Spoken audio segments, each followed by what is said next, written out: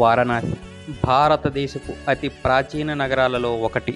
హిందువులకు అత్యంత పవిత్రమైన పుణ్యక్షేత్రము. ఇది ఉత్తరప్రదేశ్ రాష్ట్రంలో ఉంది.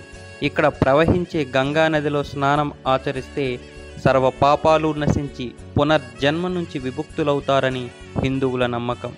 ద్వాదశి జ్యోతిర్లింగాలలో ఒకటైన విశ్వేశ్వరలింగం ఇక్కడ ఉంది.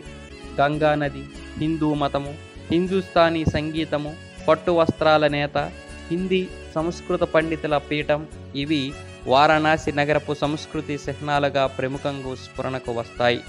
విశ్వేశ్వరాలయం, అన్నపూర్ణాలయం, విశాలాక్షి ఆలయం, కాలభైరవాలయం ఇలా కాశీలో ఎన్నో దేవాలయాలున్నాయి. దశాశ్వమేధ ఘట్టం, హరిశ్చంద్ర ఘట్టం వంటి పలు స్నాన ఘట్టాలు ఉన్నాయి. కాశీ చరిత్ర చూసినట్లయితే సుమారు 5000 సంవత్సరాల క్రితం శివుడు వారణాసి నగరాన్ని స్థాపించాడని పౌరాణిక గాథల ద్వారా మనకు తెలుస్తుంది. ఇది హిందువుల 7 పవిత్ర నగరాలలో ఒకటి.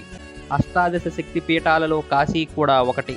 దక్షయాగములో ఆత్మార్పణం చేసిన సతీదేవి చెవిపోగు పడిన చోట ఇప్పుడు విశాలాక్షి మందిరం ఉన్నదంటారు. ప్రస్తుతం ఉన్న మందిరాన్ని 1780లో ఇండోర్ రాణి అహల్యాబాయి హోల్కర్ కట్టించింది.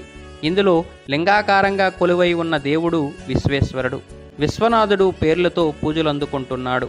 ద్వాదశ జ్యోతిర్లింగాలలో ఈ విశ్వేశ్వరలింగం దర్శనం తక్కిన లింగాల దర్శనం కంటే అధిక ఫలప్రదమని భక్తుల విశ్వాసం.